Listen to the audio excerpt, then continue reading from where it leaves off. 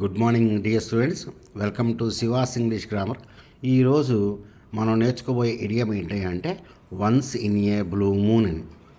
Once in a blue moon, once in a blue moon అంటే that happens very rarely, not frequently.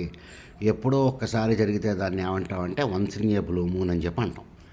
I eat in a restaurant once in a blue moon. Right. My uncle visits our home once in a blue moon.